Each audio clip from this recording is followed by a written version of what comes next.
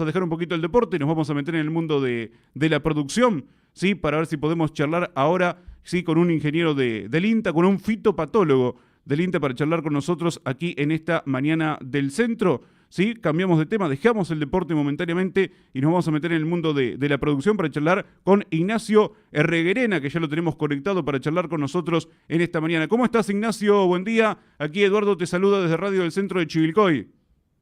Hola Eduardo, ¿qué tal? Buen día. Bueno, gracias por ¿Cómo estás? conectarte, ante todo. No, por favor, por favor. Ignacio, bueno, te estamos molestando, bueno, para preguntarte un poquito cómo viene el trigo, ¿sí? En este 2023, ¿sí? En cuanto a la parte sanitaria, fundamentalmente, ¿sí? Y cómo se viene desarrollando, teniendo en cuenta que no sé en qué sector de la República Argentina estás, pero aquí en Chivilcoy y en muchas partes del país veníamos con una sequía. Sí, interesante, hasta que se cortó ahora a partir de la llegada de lluvias, fundamentalmente en octubre, noviembre. Sí, y preguntarte, bueno, ¿cuál es mayormente en general, sí, el estado que se está encontrando el trigo en el aspecto sanitario, sí, en esta campaña particular, ¿no? Porque pasamos por ahí de lo que era la seca, sin una gota, y ahora, bueno, ha llegado la lluvia. Bien. Bueno, no, si bien antes de esa seca que vos nombrabas, también tuvimos buenas condiciones para la época de siembra en varios Sí, lugares es de, verdad. de la zona triguera, ¿no? Que también en algunos casos, sobre todo en el sur de la provincia de Buenos Aires, hizo que esas lluvias, entre 100 y 150 milímetros en 2 o 3 días, hicieron también que algunas siembras se vayan un poquito más para el lado de agosto, dividiendo, ¿no? Las dos fechas de siembra, las más tempranas en junio, julio, inicios de julio, y después ya más cerca de agosto. Después, obviamente, se preveía, y con los pronósticos de un niño que no llegó por ahí en tiempo y forma, ¿no? Se pronosticaba más que nada para septiembre, bueno, se fue un poco dilatando hasta estos días, como vos bien nombrabas recién, o decías recién. Y bueno, eso afectó un poco el trigo, en líneas generales, ¿no? Esa seca que tuvimos ahí en esos meses.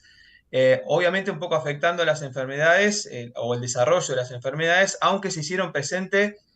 Si hacemos un promedio en la zona triguera de norte a sur, yo estoy en Córdoba, aclaro, estoy ejerciendo funciones dentro de INTA hace ya unos años, pero bueno, yo soy de la zona trabajé mucho tiempo en la zona de Balcarce, de INTA Balcarce, así que de hecho ahora estoy en Balcarce.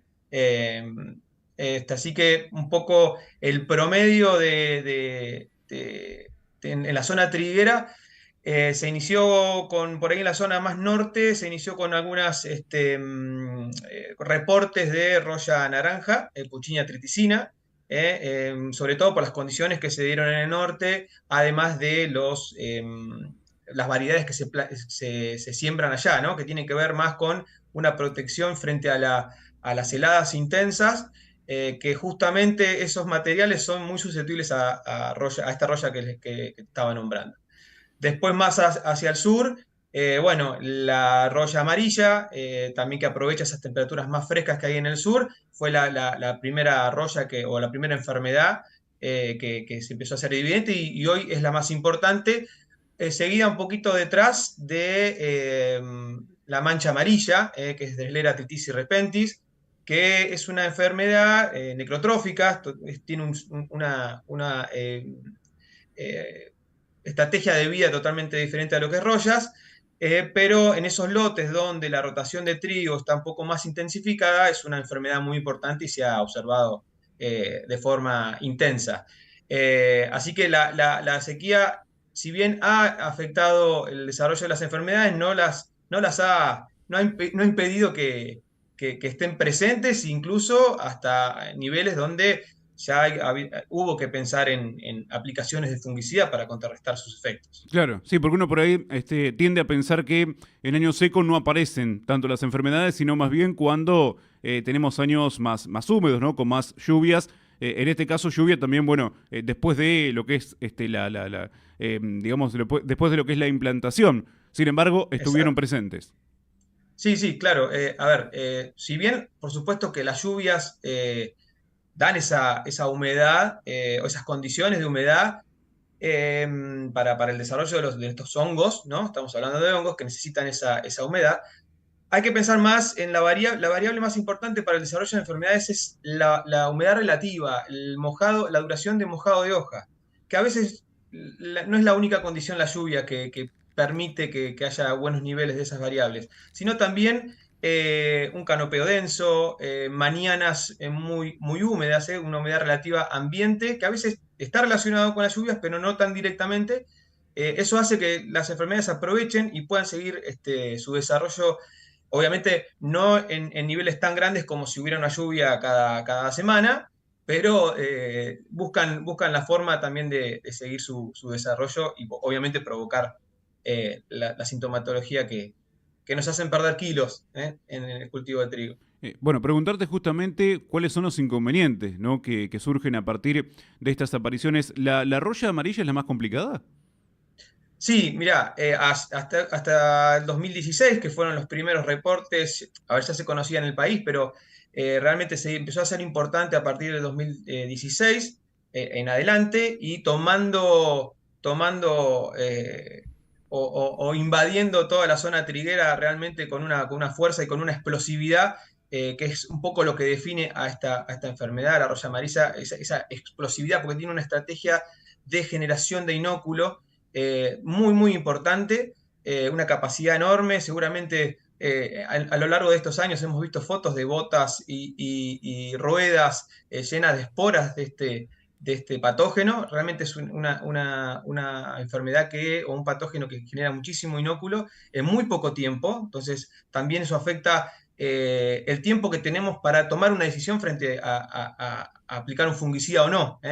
Entonces, es muy explosiva. Además, también estos patógenos, en general las royas, son poblaciones que por su ciclo de vida son muy variables, tienen una alta tasa de variabilidad y capacidad eh, de sortear genes de resistencia, son capaces de generar lo que se llama razas, que pueden adaptarse mejor a herramientas que nosotros le pongamos, como resistencia desde el material al patógeno. Entonces, eso lo hace más complicado. También las poblaciones de roya amarilla tienen variantes que pueden soportar temperaturas más altas, porque recordemos que roya amarilla era un patógeno que era de zonas frías, pero hoy ya sabemos que hay razas que pueden soportar hasta 30-31 grados sin problemas y provocando enfermedad en zonas donde antes no se la esperaría. Entonces, realmente genera un combo, además tenemos una zona triguera con mucho material susceptible, si bien está bajando cada vez más, pero bueno, eso también hace que el famoso triángulo de la enfermedad se dé para este patógeno, y bueno, obviamente los niveles que observamos, que bueno, año tras año y a lo largo desde el 2016 a esta parte, se ha convertido en la enfermedad más importante en el cultivo de trigo. Sí, sí, que por ahí no la teníamos mucho en el radar hasta ese año, ¿no? Después Exacto, irrumpió con todo, ¿sí? Y se con quedó, todo. y se quedó. Sí, exactamente, Ahora, exactamente. Ignacio, Sí, decime. ¿se puede contrarrestar? Digo, recién hablaste del fungicida, digo, ¿hay alguna manera, digamos, de contrarrestar lo que puede ser el efecto que provoque en cuanto a daño? Sí, exacto. Por suerte, la buena noticia entre todo este panorama con este patógeno es que, bueno, obviamente siempre hablar primero del primer bastión de batalla que digo siempre, que es la resistencia del hospedante, ¿no? Del trigo. Tenemos variedades, una paleta muy grande de opciones desde el patógeno, desde el hospedante, ya contrarrestar este patógeno. Pero si ya tenemos el cultivo implantado y tenemos roya amarilla, la suerte también es que se puede controlar muy bien con los fungicidas que hoy tenemos disponibles en el mercado, ya sean dobles mezclas, triples mezclas. Este, Responden muy bien siempre y cuando nosotros lleguemos con un buen monitoreo de manera de adelantarnos a que este patógeno, perdón, estén en niveles muy altos, donde el fungicida va a empezar a perder eficiencia porque el cultivo está muy invadido, muy infectado por este patógeno. Entonces, siempre adelantándonos, tratando de ser lo más preventivo posible, vamos a tener unas eficiencias de control muy, muy altas con los fungicidas que tenemos disponibles en el mercado. Ignacio, preguntarte, ¿sí? También, ¿hay algún periodo fundamentalmente del desarrollo, digamos, de estas rollas en cuanto a la evolución del trigo? ¿Puede aparecer en cualquier momento? ¿Cómo es? Mira, como te decía, las poblaciones de roya amarilla, si bien siempre fueron, es un patógeno de temperaturas frescas, frías, em, tiene estas variantes dentro de su población que pueden acompañarnos hasta cuando el cultivo empieza primavera, casi verano, nos pueden acompañar y pueden estar infectando el cultivo sin problemas. Entonces puede acompañarnos desde muy temprano, desde dos o tres primeras hojas, hasta casi ya llenado. Entonces, esto la hace que la tengamos que monitorear, obviamente siempre siendo hincapié en lo que es el periodo crítico, ¿no? En esa ahí cerca de floración, obviamente un poquito antes y un poquito después, donde el periodo crítico es donde se construye el rendimiento, ¿no? Lo cual Sí. es lo que queremos en definitiva cuidar de alguna manera. Entonces, prestar, si bien siempre empezamos a monitorear desde macollaje en adelante, prestar o hacer hincapié en monitoreo en ese periodo crítico. Tenemos que llegar bien a ese periodo crítico y transcurrirlo de la mejor manera. Entonces, el monitoreo es crucial para estas enfermedades, el monitoreo asiduo para que nos permita adelantarnos a cualquier problema, recordando que si vamos a monitorear y no vemos la enfermedad, podemos ir a la semana siguiente y tener un gran problema ya en el lote. Entonces, el monitoreo es crucial en este sentido para este patógeno. Claro, hay que estar constantemente encima, ¿no? Con el monitoreo, no, Lamentablemente sí, sí, sí, sí. no dejarse estar en ningún momento porque no sabes, No, por ahí es lo que está esperando el arroyo, ¿no? Ese momento de descuido para, exacto. sí, aparecer. Exacto, y déjame aclararte Sí, que si bien estos patógenos son todos policíclicos y la disposición de la enfermedad y los signos y los síntomas suele ser homogénea. Recordemos que roya amarilla empieza como en sectores del lote, ¿no? Es donde la humedad es un poco más, en los sectores más densos del lote, en los bajos, donde hay un poco más de humedad, suele acumularse ahí, empieza como los famosos rodales, ¿eh? Entonces, tenemos que tener muy en cuenta eso cuando hacemos el monitoreo. En el monitoreo, si tenemos que hacer lo más representativo que sea, lo mejor y más representativo del lote, porque a veces si no vemos es uno de esos rodales, vamos a la otra semana y ya tenemos un gran problema. Ignacio, preguntar, o sea, estamos charlando contigo ahora, sí, nos hablaste de Córdoba, de Balcarce, a nosotros también nos llegaba, por ejemplo, un informe de INTA Pergamino, más Bien. menos presencia, pero mayormente, digamos, que en cuanto a enfermedades, ¿no? Al estado sanitario del trigo, se repite cuando hablamos de las rollas. Fundamentalmente es la principal aparición, ¿sí? Exacto, En distintos puntos del país. exacto, sí, sí. Ya como te digo, si bien en el norte, bueno, pues obviamente por sus condiciones y demás, aparecieron primero roya naranja, que es de temperaturas un poco más altas, ¿eh? Obviamente en el norte las temperaturas medias son un poco más altas que en el sur. Entonces se dio esa disposición, además de las variedades que se siembran allá en el norte. Pero bueno, ya entrando más en el zona núcleo hacia el sur, bueno, sí, la roya amarilla se lleva la mayor parte. Está bien, sí, sí, bueno, es a lo que más hay que tener en cuenta, ¿no? Y las otras Exacto. rollas, digamos, en cuanto a daños, ¿en qué pueden perjudicar? Mira, siempre, bueno, todas afectan al periodo crítico, por lo que obviamente uno tiene que tener mucho cuidado, porque lo que nos interesa es tener un buen rendimiento. En el caso por ahí también de lo que es roya del tallo, es Puccinia graminis, lo que tenemos que tener cuidado, y sobre todo no tanto hacia el sur, pero sí más al norte, donde las temperaturas medias han estado por encima, no han tenido heladas o demasiadas heladas por aquella zona. Y si tenemos obviamente un material susceptible a este patógeno, roya del tallo, bueno, empezar a monitorear eso también, ¿no? Porque roya del tallo, si bien no es una enfermedad que afecta de lleno en el periodo crítico, puede terminar obviamente recordemos que por su nombre sabemos que afecta al tallo, también puede afectar un poco a las hojas. Puede volver un poco más susceptible a la planta al quebrado. Entonces, eso es pérdida total de espiga, ¿no?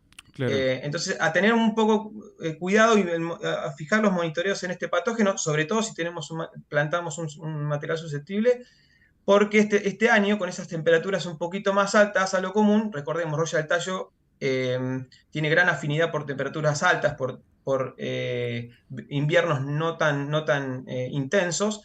Entonces, las epifitias o las epidemias de este patógeno pueden estar empezando antes de lo común o de lo que uno esperaría. Entonces, a tener mucho cuidado y seguir a este patógeno que me parece que todavía no aparece, si bien hay ya reportes, no ha aparecido en niveles altos, pero bueno, tenemos que seguirlo de cerca por esta cuestión climática. ¿Eh? En el Sí. sur suele ser menor la incidencia de este patógeno, o yo siempre digo que es un patógeno que en el sur por ahí se controla residualmente, ¿no? Porque por ahí se aplica para otro patógeno y con la residualidad, que por supuesto tienen muchos fungicidas, sobre todo los que tienen carboxamidas, que es una familia relativamente nueva, que tiene gran residualidad, generalmente es un patógeno que se controla de forma residual en el sur. Ignacio, recién, bueno, vuelvo a lo que me estabas diciendo en cuanto a variedades. O sea, dependiendo Sí, dependiendo la variedad, ya uno puede prever, ¿sí? Qué clase de roya puede aparecer, cómo ir actuando al respecto. Digo, amén del monitoreo, digo, depende de la variedad también, ¿sí? Te puede aparecer alguna roya ahí, teniendo en cuenta lo que se sí, implante.